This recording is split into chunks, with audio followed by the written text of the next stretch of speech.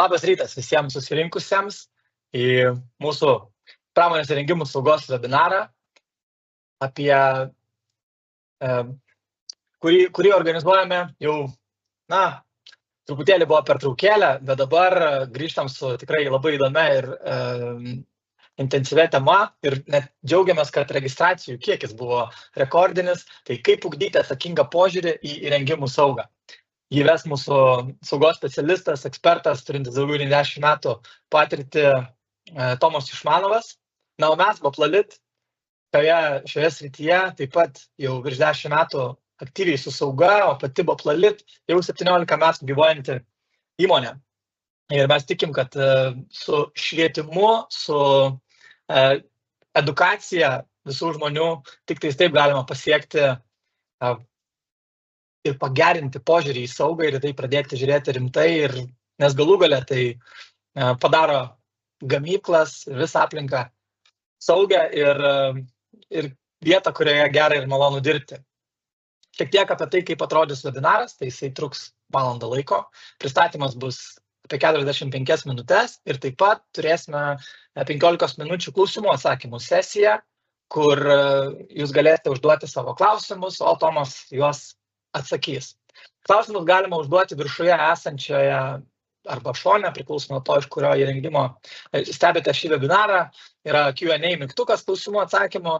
Tenais užduokite savo klausimą. Juos galite užduoti ir seminaro metu.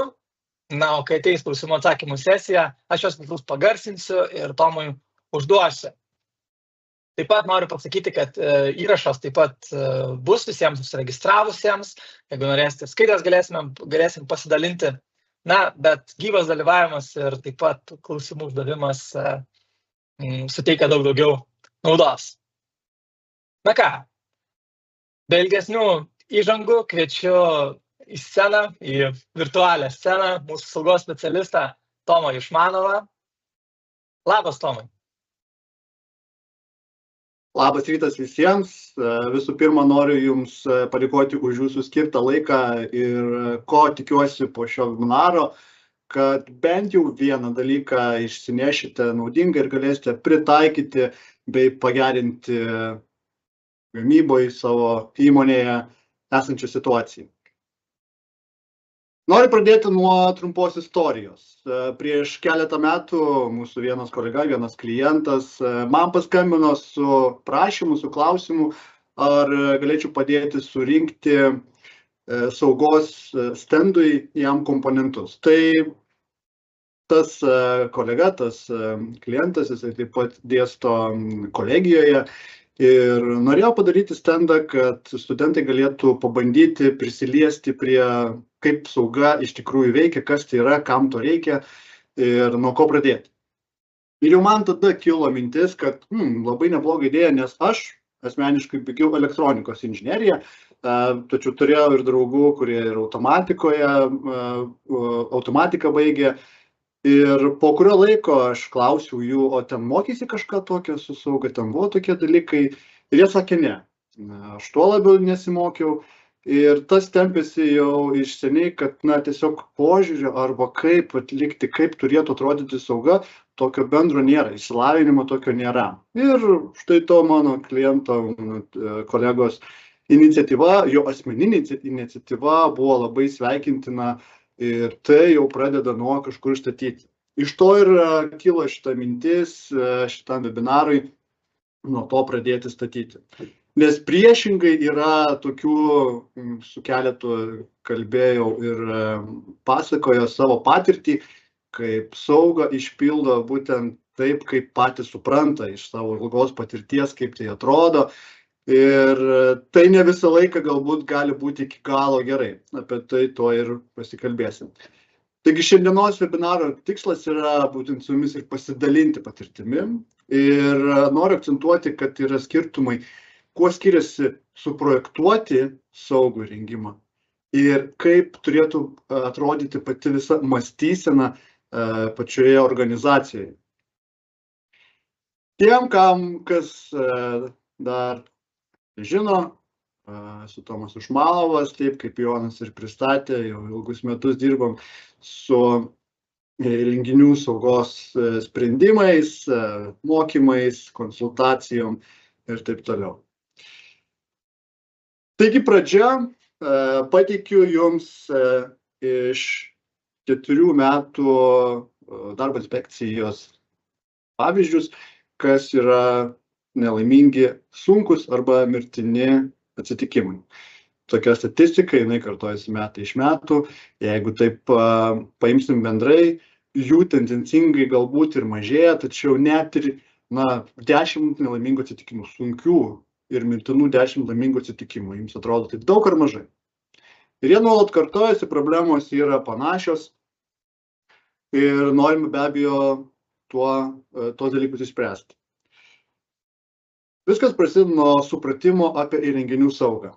Jeigu dabar paimtume 10 iš jūsų ir susodintume į skirtingus kambarius ir paprašytume padaryti įrenginio rizikos vertinimą ir jį apsaugoti, aš esu praktiškai įsitikinęs, kad būtų 10 skirtingų sprendimų. Kiekvienas žiūri savaip, kiekvienas supranta savaip. Vienas nori padaryti įrengimą visiškai saugų, prie kurio net galbūt ir dirbti yra sudėtinga. Kitam gali pasirodyti, kad užtenka geltonos linijos arba įspėjimo ženklo, kad prie tos vietos jo nebeprieitų ir būtų pakankamai saugu. Taigi kiekvieno požiūris yra skirtingas ir koks yra teisingas arba kaip jį pritaikyti, kaip suprasti vieni kitiems, ar tai yra teisinga, ar tai yra saugu, irgi gali būti kartais kliūtis. Tarkim, yra toksai pavyzdys, gaunu skambutį ir klausia manęs, Tomai, man reikia avarinio troso jungiklio. Gerai, sprendimas kaip ir aiškus, kam jisai bus naudojamas. Jeigu ant konvejerio kažkas užgriūtų, ilgas transporteris, jeigu ant to transporterio kažkas užgriūtų, galėtų juo užsigriebti ir sustabdyti tą įrengimą. Kaip ir jisai iš principo tokį kažkur matė tą sprendimą ir jisai galbūt galėtų toksai būti tinkamas ir galėtų veikti, tačiau ar tikrai ta technologija, kurią jisai galvoja, kad nori pritaikyti, yra teisinga. Visų pirma, reikėtų kažkaip priversti, kad žmogus neužgriūtų ant to transporterio ir užkirsti kelią tam nelaimingam atsitikimui. Negi naudoti avarinį trosą taip kaip pagalbinė priemonė, kaip pirminė saugos komponentą. Dėl to technologijų skirtumai, technologijų nežinojimas galbūt kartais arba nesupratimas, kaip jas tinkamai naudoti, taip pat gali būti problema. Įdomus yra tyrimas, buvo atliktas čia ganėtinai senas, tačiau man atrodė, kad labai naudingas. Jungtinėje karalystėje buvo atliktas tyrimas su 24 įrengimais, kokios problemos buvo su įrenginiais ir kas su jais atsitiko. Taigi 44% didžiausią dalį užima specifikacija. Taip kaip pradėjau nuo istorijos su saugos trosu, netinkamai pasirinkta technologija privedė prie nelaimingo atsitikimo, nebūtinai nelaimingo atsitikimo, bet bent jau sukurtos pavojingos situacijos prie įrengimo.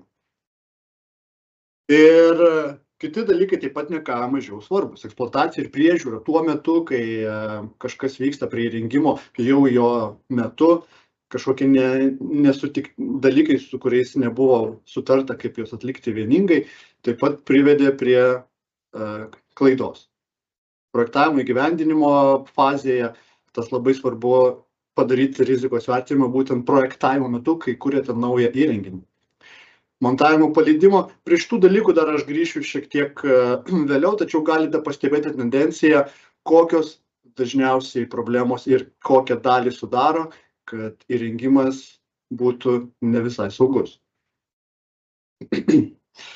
Taigi, kai jau žinom, kad susiduriam su problemomis, su specifikacijos montavimo ar naudojimo problemom, kurios veda prie nelaimingų atsitikimų, tai nuo kur einam? Kur dabar, ką darome, nuo kur einam? Šitie blokai bus sudaromi tam, kad galėtumėte sustatyti kaip pastatą, kad nuo pagrindo iki stogo, kas turėtų būti jūsų visam bendram supratime, požiūrėje, saugoje, kurie galėtų jums padėti turėti saugų supratimą, saugų įrengimą ir saugų darbą su juo. Toliau sekančiose 5 skaidrėse aš pateiksiu klausimus, kuriuos norėčiau, kad pamatytumėte ir savo bandytumėte atsakyti, ar įmanoma jūsų organizacijoje pasiekti šitai, ar galbūt jau tai turite, ar galbūt galima būtų kažkur tai pagerinti ir pridėti papildomų momentų, kurie privestų dar arčiau prie saugos kultūros. Taigi, kokie standartai pritaikomi jūsų įmonė? Standartų yra labai daug. Turbūt galima skaičiuoti šimtais, galbūt net ir tūkstančiais. Ir aš įsivaizduoju, kokia yra problema, kai reikia suprasti, kas yra pritaikoma jums ir kuo reikėtų naudotis, kokiais patarimais reikėtų naudotis. Visų pirma, pamastyčiau, kokie tie standartai jums reikalingi. Ir aš manau, aš beveik įsitikinęs, kad jų būtų galima sumažinti iki 3, 4, gal 5 tokiame lygyje. Reiškia, iš tų standartų galima būtų išsirinkti savo pritaikymus, savo procesui pritaikomus standartus. Jau lengviau visoje šitoje maišalinėje susigaudyti, kas yra kas. Aišku, tikriausiai žinote, kad standartai nėra privalomas dalykas, kurių reikia laikytis, tačiau tenais pateikti patarimai, tenais pateikti sprendimai veda prie atitikties mašinų direktyvai ir kam galvoti, kam kurti iš naujo dviratį, jeigu jis yra jau sukurtas. Taigi atsirinkam savo pačius svarbiausius ir pritaikomus standartus. Ar galima juos supaprastinti arba pritaikyti savo reikmėms? Kai kalbu apie supaprastinimą, aš neturiu mintyje, kad galima išsirinkti tuos dalykus, kurie jums iš standartų patinka, kurie ne, tačiau juos apibendrinti ir pritaikyti labiau savo bendram kažkokiam standartui, manau, kad turi reikšmės. Jeigu esate susidūrę su tais standartais, jeigu esate juos skaitę, kartais galite pastebėti, kad viskas juose parašyta ganėtinai aptakiai ir juos padaryti išsamesniais ir labiau suprantamais, galbūt išverčiant labiau, kaip sakant, į žmonių kalbą kartais, būtų visai naudinga. Nuotraukoje dešinėje matote rankenas, viena pilka, kita raudona. Toks pavyzdys yra iš robotų standarto C. Robotus C yra labai specifinis, jau tam tikram įrenginiui skirtas standartas, 1018 robotų standartas. Ir jame yra parašyta, kad jeigu yra galimybė patekti į roboto celę, turėtų būti arba turi būti, privalo būti būdas, kaip iš tos celės išeiti avariniu būdu. Tai štai ta raudona rankena yra tam ir skirta, kad išeitų iš kitos pusės. Ir ką daryti, kad būtų kuo patogiau, tai galbūt, jeigu turite roboto celį ir pritaikote tokį standartą, tą patį reikalavimą pritaikyti ir kitoms vietoms, kitose gamybinėse patalpose, kitose gamybinėse vietose, kur galima būtų taip pat naudoti kuo viską panašiau, net ir jeigu tai nėra būtina. Aišku, galite pasakyti, kad tai gali šiek tiek išugdyti kaštus, tačiau vėlgi atsiremiate į tai, kuo rizikuojate ir kaip padaryti, kad supratimas būtų bendras. Man atrodo, paprastas pavyzdys yra, kiek esu matęs signalinių bokštelių, kurie yra iš skirtingų tiekėjų, įrengimas iš skirtingų tiekėjų ir kiekvienas tiekėjas naudoja skirtingus signalinius bokštelius. Ir jie kartais yra skirtingų spalvų arba netgi nėra tam tikrų modulių. Yra pas vieną žalią, geltoną, raudoną, pas kitą tik tais raudoną ir žalią. Ką reiškia, jeigu nėra geltono? Ką reiškia, jeigu dega raudona arba mirksi raudona, o kitur nemirksi raudona? Taigi tokius dalykus reikėtų supaprastinti ir kaip įmanoma suvienodinti. Dar vienas nemažiau svarbus dalykas, kairėje pusėje yra rizikos vertinimo arba rizikos lygio sprendimų medis. Ir tam, kad turėtumėte vienodą arba kuo vienodesnę, kuo panašesnę saugumo grandinę visuose įrenginiuose, visuose saugos funkcijose, galima nusistatyti bendrą lygį. Sakykime, nusprendžiat, kad jūsų saugos lygis įmonėje turi būti PLD. Ir net nepaisant to, kad kažkokia vieta yra šiek tiek mažiau pavojinga, mažiau kelti grėsmę, tiesiog saugos funkcijas įgyvendinti būtent iki to lygio.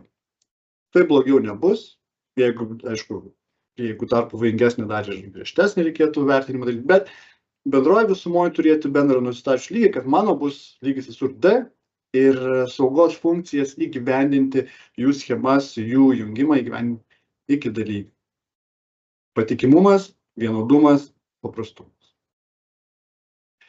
Ar galime šios supaprastintus standartus sujungti į vieną dokumentą skirtą darbuotojams ir tiekėjams? Taigi, kaip ir minėjau pradžioje, jeigu turite išsirinkę jau tuos kelis standartus, juos sudėti į vieną ir išsamiai paaiškinti. Ir tas bendras jūsų įmonės standartas gali būti naudojamas tiek organizacijos viduje, kad žinotų, kaip yra viskas daroma, tiek tiekėjams, kurie jums tiekia įrengimus. Jeigu esate įrengimų tiekėjas, taip pat turėti savo įmonės standartą, kad žinotumėte, kaip bendrai naudosiu, kokie yra esminiai sprendimai, kaip aš juos implementuoju ir ką galima būtų pritaikyti, galbūt kažkur pakaitalioti, tačiau jau bent jau bazę tam turite. Ar tam tikri įrengimai gali turėti atskirą įmonės dokumentą kaip saugos gairę, standartą ar mokymo medžiagą?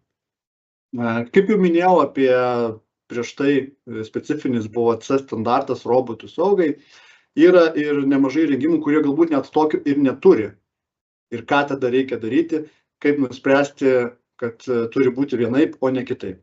Taigi tos saugos gairės, galbūt kažkokį įrengimą gali padaryti tik vienas įrengimų gamintojas, kuris neturi tam specifinių standartų, kuris darė pagal save. Tai nusirodyti specialius reikalavimus, kurie būtų būtent tai vietai arba tam to tipo įrengimui, taip pat yra galimybė.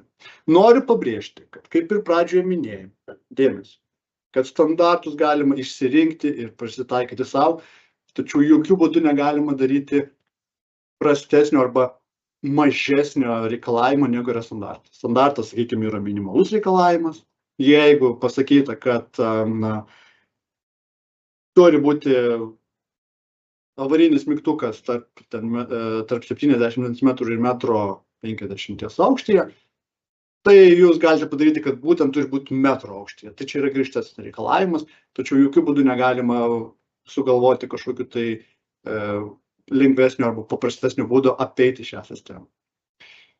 Taip pat nepamiršti, kad yra ir valdiklio programavimas. Jam galbūt ir taip pat galėtų būti specifiniai reikalavimai, kurie būtent skirti jums, kurie jums yra patogus, kurie yra našus, kurie yra naudingi, tačiau yra sukurtas blokas, kaip turėtų būti tai atliktas, arba kokio tipo valdiklis turėtų būti naudojamas ir kaip turėtų tai kontroliuoti. Tai yra specifiniai dalykai, kuriuos galima būtų naudoti savo, kuriuos turėti savo. Taip pat ar galime pridėti realias jungimo schemas, parodančias kaip saugos elementų jungiami prie saugos valdiklio. Turite išsamiai paaiškinti, kaip tai turėtų atrodyti. Vienas pavyzdys, kurio remiuosi, tai yra vienas klientas pasakojo, kad jis atėjo į įmonę kaip inžinierius ir prieš jį taip pat buvo keletas inžinierių, kurie prižiūrėjo ūkį. Ir reikėjo padaryti atnaujinimus, reikėjo pridėti kažkokią tai funkciją prie įrengimo ir ką atsidaręs spindą jisai pamatė. O jisai pamatė, kad tenais niekas nesutampa su tuo, kas turėtų būti schema. Čia parodyta taip, čia uždėtas kažkur tiltelis, čia uždėtas kažkoks jungiklis, čia sujungta vienaip ar kitaip ir niekas nebesutampa. Dėl to turėti pavyzdinės schemas, pas save tam bendram įmonės standarte, kaip turėtų būti jungiama, yra naudinga. Ne visi netgi žino, kas yra dubliavimas. Angliškai galbūt redundancy geriau skamba kaip negu lietuviškai, kas yra dubliavimas, kam reikalingi du kanalai.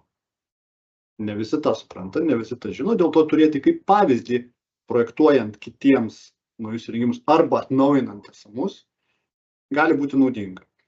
Ne kartą esu pastebėjęs arba girdėjęs, kad netgi avarinio mygtuko funkcija tokia yra tiesiog įdėta tiesiai į valdiklį be jokios saugos eilės. Tai yra pavojinga, nes gali kažkurio metu net nepastebėti operatoriai, kad ta funkcija neveikia ir jos nebūti, kai tam yra poreikis.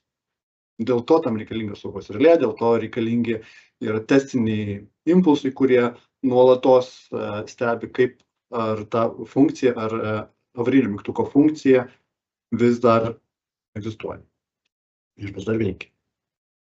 Tai galim pridėti nuotraukų, brėžinių, vaizdų ir įrašų rodančių, kaip turi atrodyti įrengimas.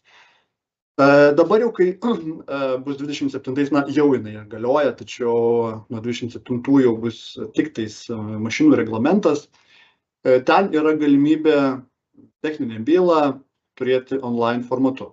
Taigi turėti pavyzdžių, turėti nuotraukų, turėti netgi vaizdo įrašų, kaip atrodo pavyzdinis jūsų įrengimas arba kaip tai turėtų pati ta funkcija būti įgyvendinta, jau gali būti pateikta prie techninės bylos ir taip pat turėti tame jūsų įmonės standarte.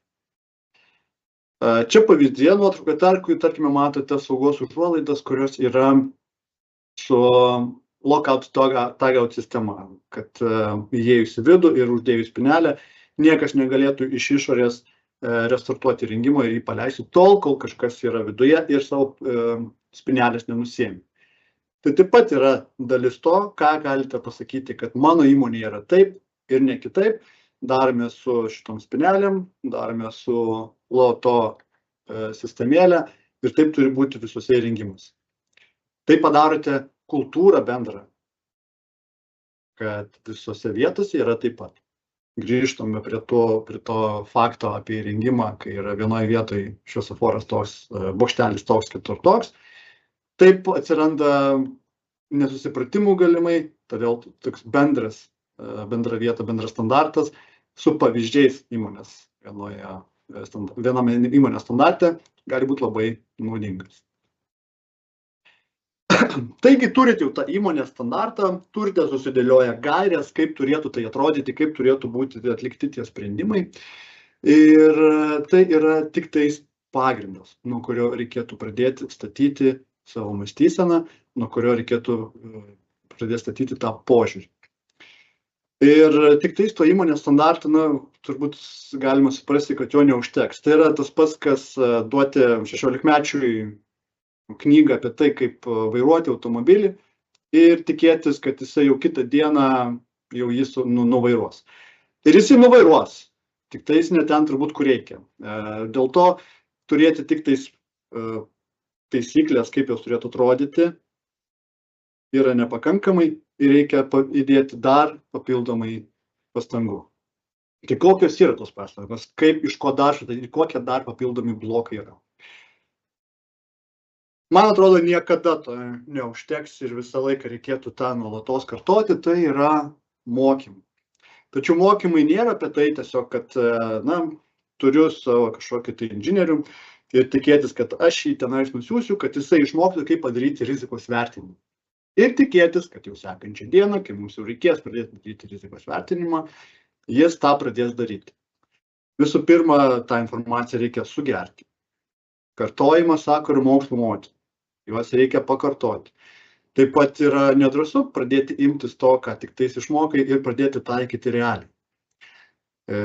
Tie mokymai turėtų taip pat turėti kažkokį tai ir poveikį, kam tai yra reikia, kam tai yra reikalinga.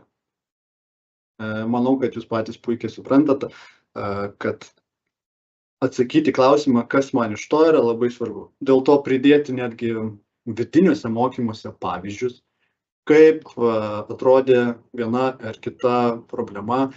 Vienoj gamykloje esu matęs, kad buvo uždėti lipdukai maži, kurioje vietoje atsitiko nelaimingas atsitikimas. Nepamenu, man atrodo, nebuvo ten išskirta, kas ten būtent per atsitikimas, bet šitoje vietoje įvyko. Čia įvyko, čia įvyko, čia įvyko. Reiškia, jau matosi tendencija, kurioje vietoje vienas dalykas, kad reikia elgtis atsargiau, kitas dalykas, kad netgi padarant savo darbuotojams kažkokius tai periodinius mokymus, kuriuose būtų galima parodyti, kas atsitiko, kaip tai įvyko ir kaip galima išvengti. Vėlgi, statant tą bendrą supratimą ir aš sakyčiau, vadinčiau pagarbą įrengimui, tai vietai, kad problema yra nemaža. Taip pat mokymai, kas atsitiko, arba pristatymai, kas atsitiko, kai pritaikėm saugos sprendimus, tam, kad darbuotojai arba operatoriai suprastų, kam to reikia. Nes dažnai būna, man vėl įdėjo kažkokią tai apsaugą, kurią reikia peiti, man trukdo dirbti. Tačiau parodyti pavyzdžių, kad buvo be šito, o dabar atsirado su šituo ir pažiūrėkit, kaip sumažėjo šitų nelaimingų atsitikimų arba rizikų, kaip sumažėjo ir kaip pagerėjo pats darbas. Ir naudinga, kad tiesiog suprastų, kodėl tas yra padaryta, dėl ko, ką man to reikėjo. Ir vėlgi, kaip ir sakiau, apie kartojimą, periodinį mokymą yra labai svarbus. Galima netgi pasinaudoti tą pačią praktiką, kad prieš kiekvieną darbo dieną arba prieš naują savaitę darbo atlikti greitą checklistą, praeiti pro jį, kad susipažinau, kad moku, kad žinau, prie ko einu, kas man gresia ir taip toliau. Dėl to tokia maža pagalba taip pat gali būti kaip prevencija nuo nelaimingų atsitikimų. Netgi toks dalykas kaip saugos rėlės arba saugos valdikliai taip pat yra pravartu paaiškinti, kas tai yra ir kam to reikia, kad tiesiog nebūtų, tai jungsiu tiesiai ir viskas. Ne, taip neturėtų būti ir paaiškinti, dėl ko, kam tai yra daroma, kam toksai yra išpildymas. Rizikos vertinimo supratimo programa. Yra paprasta taisyklė, jeigu prieinam iš karto prie net rizikos mažinimo, vertinimo ir paskui mažinimo, tiesiog per, po, aplink ir pro. Tai kaip galima pro apsaugą įsivertinant, ar aš galiu per ją pereiti, po ją palysti, aplink apeiti arba paeiti pro tą apsaugą. Ir tokiais klausimais naudojant galima pasižiūrėti, įsivertinti, kokia būtent esamose vietose, ar ta problema vis dar egzistuoja arba netgi projektuoja. Ne kartą esu matęs, ypač prie presų sumatęs, kaip yra padaryta apsauga, mechaninė apsauga, tačiau nėra sudėtinga tiesiog apeiti ją. Iš kitos pusės tenais nieko nėra. Iš priekio viskas uždengta, tačiau apeiti ją įmanoma.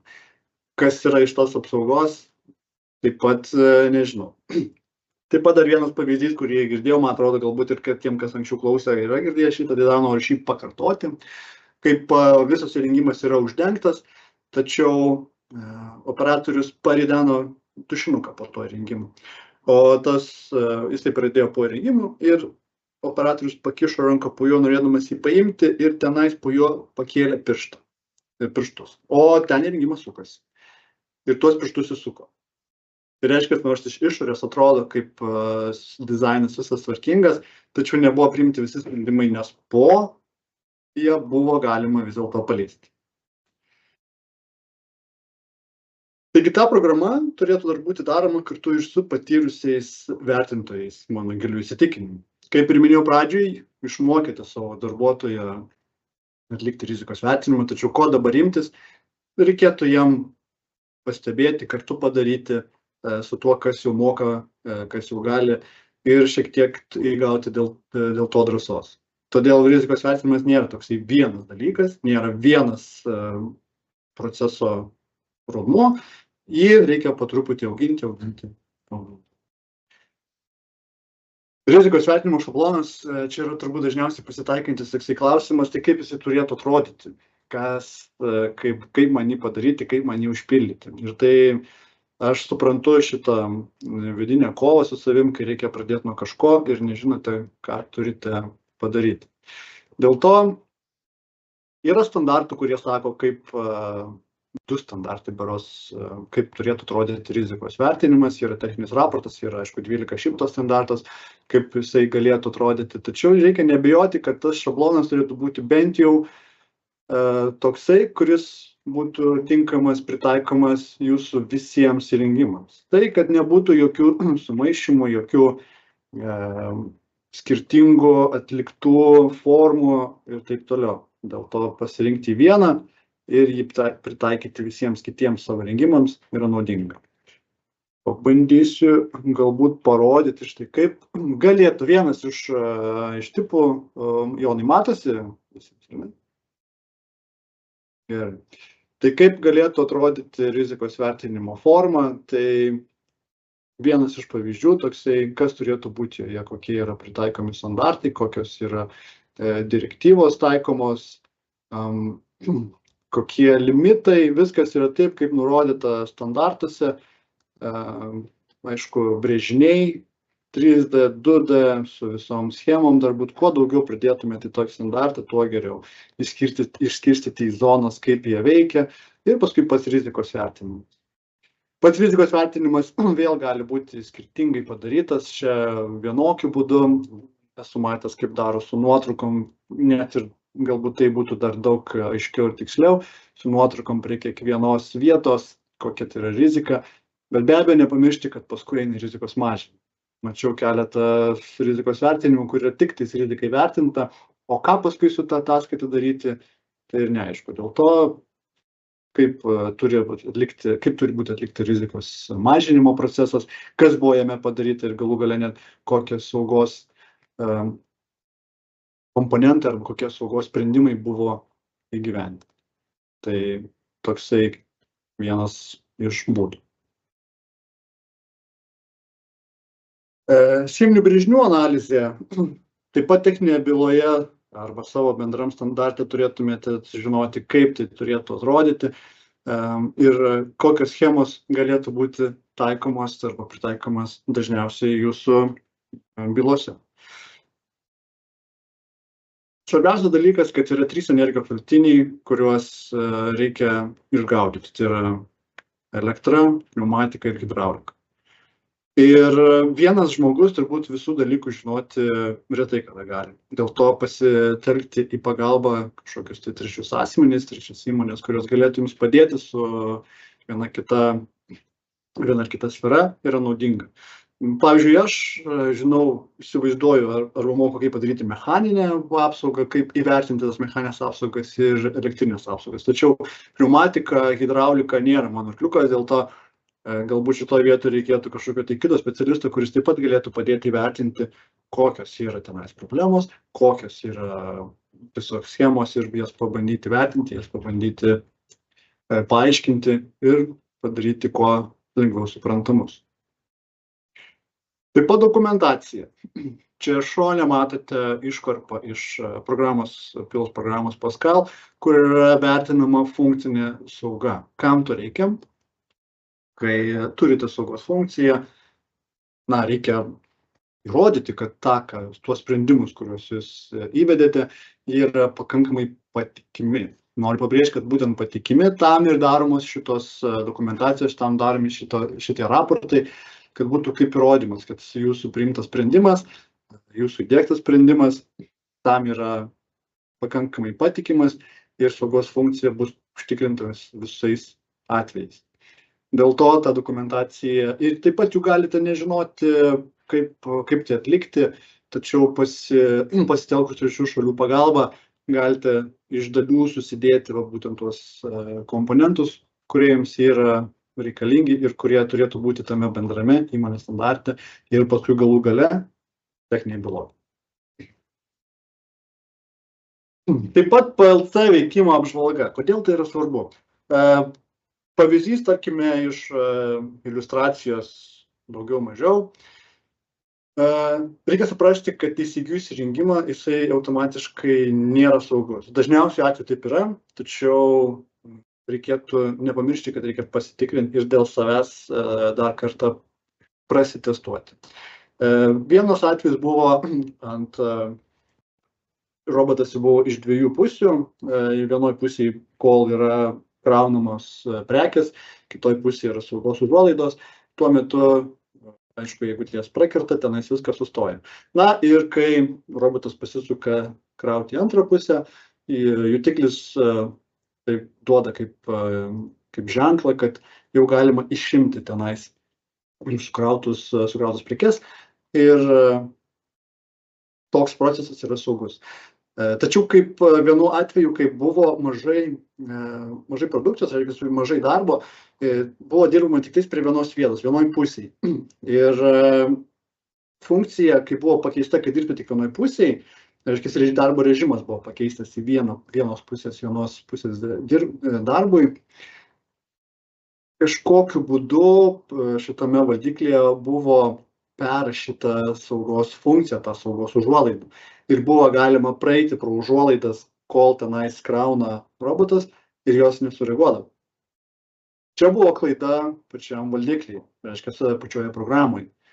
Dėl to reikia labai atsargiai pasižiūrėti, kaip tai yra veikia, kokie blokai yra suskirstyti. Dažniausiai saugos valdiklių blokai, tie, jeigu, sakykime, loginiai, tie blokai yra jau sertifikuoti ir jie yra tinkami patikrinti kaip saugos. Tačiau yra tokia funkcija kaip makros, kur galima pasidaryti funkcijų tokių arba loginių funkcijų bloką, kuris ne visą laiką tinka. Ir tenais neretai atsiranda tų klaidų, kurios lieka nepastebimas. Ypač jeigu tai yra skirtingiams įrengimams bandyta pritaikyti tos pačius blokus. Reikia būti labai atidiems ir reikia dar kartą pažiūrėti, kaip veikia PLC, kaip yra sukurta programa ir ar jinai atitinka visą veikimą taip, kaip jisai numatytas. Patvirtinimas, žiūrėkit, apie patvirtinimą yra visai kitas reikalas. Patvirtinimas, būna, skambina žmonės, sako, man reikėtų, kad atliktumėte rizikos vertinimą, pasakytumėte, kad įrengimas yra saugus. Ką iš tikrųjų žmonės nori to pasakyti, kad jiems reikia atlikti patvirtinimą. Angliškai girdėsite tokį validation. Ir visas tas procesas iki tol, kas vyko, gali būti atliekamas projektavimo fazėje, rizikos vertinimas, rizikos mažinimas, PLC programavimo ir patikrinimo darbai. O patvirtinimas yra būtent fizinis testavimas. Kaip tai turi atrodyti, ar veikia taip, kaip buvo numatyta. Ir neretai tai būna neatliekamas darbas, nes, atrodo, kad viskas jau padaryta ir dar reikia vėl praeiti pro kažkur. Kaip ir šitoj schemai galite matyti padarytas, tiltelis, apeita atgalinio ryšio sistema. Ir ką tai gali įtakoti, kad atsitikus kokiai tai problemai, galbūt gali būti nepastebėta ir įrengimas paleistas vėl iš naujo, nes buvo apeitas jau numatytas saugos kažkoks aspektas. Dėl to patvirtinimas turėtų būti atliekamas jau implementavus ir būtent fizinių testavimų. Kaip tai turėtų atrodyti, formų kažkokių tai konkrečių, kaip ir su rizikos vertinimu be abejo nėra, bet tai nereikia labai išsigąsti, nes ne vienam standarte gale yra patvirtinimo visa eiga, kaip reikėtų atlikti tą patvirtinimą. Vienas pavyzdys čia viršuje yra iš roboto standarto 10.2.18 patvirtinimo visa fazė. Tai tenais yra apie 200 klausimų, 200 punktų ir kaip jūs juos praėjote, kaip jūs juos patikrinote, kiekvienu atveju pasižymėti. Atrodo, darbas laukia nemažas, tačiau jis labai yra reikalingas, kad išgaudytumėte kažkokias tai klaidas, kurios atsitiko tada, kaip buvo programuojama, kaip buvo organizuojamas visas įrengimo darbas. Vienas netgi irgi pavyzdys, jau matote žemiau, tiesiog sujungiant du kanalus ir pažiūrint, koksai veiksmas atsitinka, ar bus pastebėta klaida ir ar tai atlikta teisingai ar neteisingai. Ir tokias per visas funkcijas praėjus galite surasti tenais paliktas netyčia klaidas. Dėl to patvirtinimas yra labai svarbus netgi ir jau esamiems įrengimams. Jeigu jūs įrengimą atnaujinate ir pridedate kažkokias saugos funkcijas, atlikti jo patvirtinimą, ar ta funkcija veikia taip, kaip reikia, nes tikrai dažnai esu matęs, kad apeiti kažkokią saugos funkciją, kuri yra pridėta, kur nebuvo numatyta, nėra labai sudėtinga. Nepamirškite taip pat, kad darbuotojai ir operatoriai yra labai gudrus ir jiems darbą trukdantis dalykai dažniausiai kūrybiškumą puoselėja. Dėl to jie taip pat gali sugalvoti dalykų, kaip juos apeiti ir tą prižiūrėti ir to išvengti būtent. Taigi šitie saugos blokai, jie uždengia problemas iš tyrimo, kas gali atsitikti nenumatyti, ar ne? Pradėjom nuo įmonės standarto, tie mokymai, rizikos vertinimas, schemų peržiūra ir galų gale patvirtinimas. turėtų uždengti visą tai, kas šitame tyrime, kuris buvo pradžioje, buvo akcentuojama. Taigi specifikacija, būtent rizikos vertinimo atveju, gali būti taip išvengti tų problemų, taip pat patvirtinimas gali montavimo arba paleidimo metu, patvirtinimas gali taip pat padėti išvengti tų problemų. Taigi šitie blokai ir šitos problemos, kurios buvo rastos tuose įrenginiuose, galim padėti jų tiesiog išvengti. Ir be abejo, tas įmonės standartas, tas jūsų pagrindas, nuo kurio pradeda statyti visas tas saugos bloką, yra gyvas organizmas. Jisai nuolatos turėtų keistis, turėtų augti, nes ir technologijos nuolatos atsinaujina. Galbūt dabar girdėjote, yra radariniai, jau prieš kurį laiką atsidarė radariniai saugos skaneriai, kurie padeda išvengti problemų, kai jie turi būti naudojami lauke, pavyzdžiui, ne?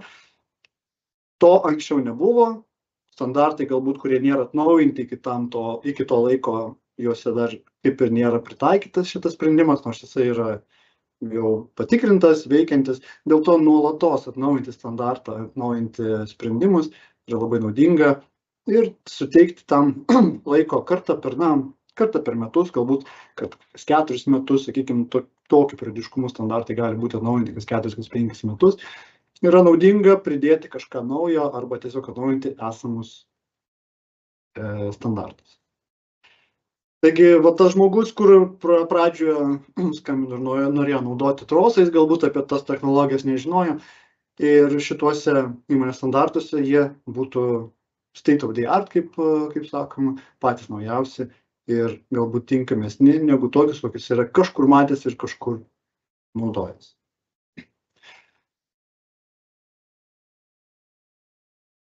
Taip pat, jeigu viskas suvienodina tiek, kiek įmanoma, aš įsivaizduoju, kad tikriausiai padaryti viską visiškai vienodai yra labai sudėtinga, tačiau bent jau suvienodinti visas technologijas, kur turėti kažkokius tai jungimo pavyzdžius, kažkokias struktūras, informavimą apie visą šitą sudėti jums į vieną dalyką ir po truputėlį statyti kaip bendrą pagrindą, turėtų būti naudinga. Viską atnaujinti aš jums nerekomenduoju, be abejo, nereikia pulti, tačiau ką esu pastebėjęs, kaip daromas tokios modernizacijos kitose įmonėse, kad viskas yra padaroma taip, kad nusistatome, nuo šitos vietos mes pradėsime taikyti kažką vienodo ir visiems kitiems atnaujinimams po truputėlį keičiama iki tol, kol viskas tiek komponentai, tiek valdymas, tiek ir visas aprašymas būtų kuo panašesnis vieni į kitus. Na ir kokie iššūkiai šiame kelyje gali laukti. Visų pirma, tai rizikos vertinimą atlikti, ar turite bent vieną žmogų, kuris jį gali tai padaryti. Ir jeigu ir turite, reikia nepamiršti, kad vieno žmogaus gali neužtekti. Noriu pabrėžti, kad rizikos vertinimas turėtų būti atliekamas komandoje. Tai turėtų kas tai daro operatorius, tas, kas prižiūri, tas, kas naudoja, tas, kas atlieka techninę priežiūrą, tas, kas konstruoja. Kaip ir minėjau pradžiai, tas pačias rizikas žmonės mato skirtingai. Dėl to turėti komandoje ir priimti bendrą sprendimą, kaip tai turėtų būti įgyvendinta, yra labai naudinga. Bet vienas bent žmogus su didelė patirtim, vienas ar 2 žmonės su didelė patirtim, turėtų aplipdyti aplink save komandą ir atlikti tą rizikos vertinimą. Kas, jeigu galite gyvendinti kelis punktus, bet ne visus, kaip ir minėjau prieš tai galite pasinaudoti trečių šalių pagalbą. Jeigu nežinote, kaip skaityti schemas, noriu pabrėžti, kad dažniausiai šitie sprendimai yra atiduodami saugos specialistui. O saugos specialistas turi apimti labai didelę sritį, turi ir darbo saugą, darbo vietos atlikti, taip pat jam yra svarbu įrenginio sauga, tačiau dar galbūt mažai apie tai supranta ir viską padaryti vienam yra labai sudėtinga. Dėl to pasinaudoti trečių šalių pagalbą, manau, turėtų būti tikrai naudinga ir netgi reikalinga. Taip pat kas stebės, kas keičia standartai ar kaip tai viskas rodo. Vėlgi viskas atrodo iš pradžių ant vienų pečių, tačiau pasidalinti darbus yra, manau, logiška ir mano gilių supratimų, mano gilių įsitikinimų, svarbiausia yra pasiskirstyti laiką. Paskirsti laiką tam, ką jūs dabar darysite kalendoriuje, turėti vieną kartą per metus, peržiūrėti naujienas apie standartus, kažkas pasikeitė, galbūt kažkur direktyvos pasikeitė ir panašiai, ir tą vieną dieną per metus tam paskirti būtent tam darbui. Tai, man atrodo, būtų daug paprasčiau.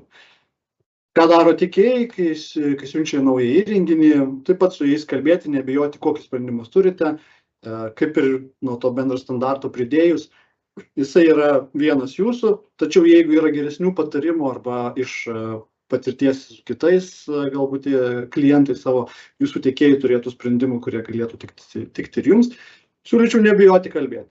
Viena didžiausių bėdų, kurią matau, kai prie įrenginių dirba skirtingus įmonės. Vieni daro mechaniką, kiti daro automatiką, treti hidrauliką ir vieni su kitais nesišneka. Net ir galutinis klientas paskui sako, nežino, su kurio galutinai reikia kalbėti. Dėl to siūlau bendrauti, siūlau kalbėti, siūlau susirinkti į bendrą vieną susitikimą, kad galėtumėte nutarti, ko jums iš tikrųjų reikia, kokį sprendimą priimti ir kaip jį įgyvendinti. Na ir pabaigai norėčiau dar pakviesti į mokymus, kuriuos rengsime balandžio 28-30 dienomis Kaune. Ir kodėl tie mokymai gali būti aktualūs? Visų pirma, tai bus apie rizikos vertinimą, kaip jį reikia atlikti, kokia yra forma, kaip jis turi atrodyti. Darbas grupėse jau ne vieną kartą mums parodė, kaip ir minėjau pradžioje, kaip skirtingai žmonės į tą riziką žiūri. Jeigu yra 4-5 grupelės, kurios atlieka rizikos vertinimą, na, labai retai dažniausiai būna taip, kad čia kažkur kitaip, čia dar nauja idėja ir net iš tų 4-5 grupių taip pat atsiranda skirtingi sprendimai. Dėl to, kaip jį atlikti, būtent kas yra rizikos vertinimas, kaip jis atrodo, kaip jį atlikti ir kaip atlikti rizikos mažinimą, šitoj per visą dieną, manau, tikrai bus naudinga išmokti. Roboto standartas, taip pat čia bus antros dienos toksai kursas, tai per tą roboto standartą, pats jisai standartas yra pakankamai sudėtingas, jisai ilgas ir C tipo standartas, todėl žinoti, kaip reikėtų teisingai suprojektuoti roboto celę, kaip įprojektuoti robotą arba kaip išvengti problemų, kurios kyla dažniausiai dėl vietos, kurios trūksta, taip pat galėsite toje programoje suprasti ir sužinoti. Ir nemažiau svarbus dalykas yra kibernetinė sauga. Apie ją čia dabar daug nekalbėjau, tačiau kibernetinė sauga vis auganti problema, su kuria susiduria ir jau žinau, negaliu tiksliai atpasakoti, tačiau jau esu girdėjęs, kad dėl užpuolimų kibernetinės saugoje, ne Lietuvoje, čia dar buvo Europai, ką girdėjau, ką pasakojo, jau yra nelaimingų atsitikimų, kai tiesiog sabotuojamas yra sabotuojama gamyba ir sukuriama kažkokia tai problema. Dėl to patys pagrindai, kaip reikės gyventi, nes jau tas naujas mašinų reglamentas jau jis yra galiojantis, jau jis yra veikiantis, jame bus reikalavimas apie kibernetinės saugos užtikrinimą, o nuo 27 metų mašinų direktyva jau nustos galioti, todėl bus tik tas reglamentas, kuris bus privalomas. Taigi pasiruošti iš anksto, manau, tikrai būtų naudinga. Taigi, jeigu yra klausimų, pabandykime juos atsakyti. Labai ačiū Tomai už seminarą ir tikrai įdomus ir praktiškas seminaras. Na, o dabar kol kas matau vieną klausimą, aš jos pagarsinsiu ir parodžiusiu visiems. Na, tai klientas klausia, jeigu įrenginys nėra pavojingas gyvybei, tačiau susižeidimo rizika egzistuoja, ar galima nenaudoti saugos relės avarinio stabdymo jungiklį, ją pakeičiant paprastos relės ir kontaktoriaus su kelių kontaktų nuosekliu jungimu? Galima turbūt tik tais iš to principo, kad tai bus nepatikima grandinė. Jeigu nenaudojat saugos relės, tai gali būti, jeigu įsivertinant, kad įrengimas yra tam sprendimų medyje, ta funkcija yra PLA, galbūt B ir nėra visiškai didelės problemos, tai jeigu naudosite be saugos eilės, tai ta grandinės patikimumas ir bus toks iki A, maksimum B, priklausomai kokius kontaktorius naudojat. Reikia tik tais įsivertinti, kokia ta rizika prie to įrengimo ir jeigu naudojat tokią technologiją, koks bus patikimumo lygis. Tai priklauso labai nuo to, kas per įrengimas, kas per vieta. Iš principo galima naudoti, bet funkcija bus tiesiog mažai patikima, galima pasakyti taip. Supratau. Laukiam ir toliau naujų klausimų, tai drąsiai rašykite, nes mes turime lengvą vėlavimą nuo to, kaip viskas atrodo gyvai ir kada ateina jūsų laiškai, žinutės. Ir dar vienas klausimas, Tomai, kaip jūs atpažįstate, ar įmonėje sauga yra tik popieriui, ar jau tapusi mąstysena? Dažniausiai galima taip pamatyti. Turiu vieną tokį pavyzdį, kur sako safety first, tikrai esu girdėjęs šitą, netgi savo, galbūt save pozicionuojant kaip įmonė, kuris sauga yra svarbiausiai, bet tenais nuėjus po pačią gamybą, matosi labai daug problemų, kurios yra neišspręstos. Kaip ir yra noras, kaip ir susipažinus tom problemom, ir yra noras jas pašalinti, tačiau atsiranda, aišku, tokių problemų kaip biudžetas, laiko nebuvimas ir tos problemytės yra tokios kartais neryškios, kartais didesnės, bet vėlgi prie to prieiti nėra kada. Tai pasižiūrėti labai lengva. Safety first, sprašau, reiškės yra vienas dalykas, kad nelaimingų atsitikimų ilgai nėra. Kitas dalykas, kad nueini į gamybą ir pasižiūri, ar tu ten jautiesi saugiai po tą gamybą vaikščioti. Kitoje gamykloje vaikščiau taip, kad irgi ten sauga buvo safety first, aišku, ir su nelaimingų atsitikimų tuo grafiku, kada buvo paskutinis nelaimingas atsitikimas, bet man asmeniškai buvo nejauku ten ir baisu vaikščioti, nes labai arti krito produktai, aišku, ten garsas tai garsas, bet viskas buvo labai arti ir ranka pasiekiamas. Pats matau, kaip galima ten prieiti ir priliesti tos dalykus. Tai taip ir atskirti, ar tu tiesiog sakai, kad pas tave saugu, ar iš tikrųjų yra saugu, kai eini ir nekyla jokia rizika arba jokia grėsmė. Supratau. Na, šiai minutei daugiau, matau, klausimų nėra, matyt labai aiškiai ir praktiškai papasakojai ir jeigu jie kils arba dar per pastarąją minutę ateis, tai mes juos atsakysime tikrai ir bet kokiu atveju galite su Tomu kontaktuoti taip pat ir elektroniniu paštu, telefonu ar kitais komunikacijos kanalais ar tiesiog bendrai ir Tomas tikrai padės saugos klausimais.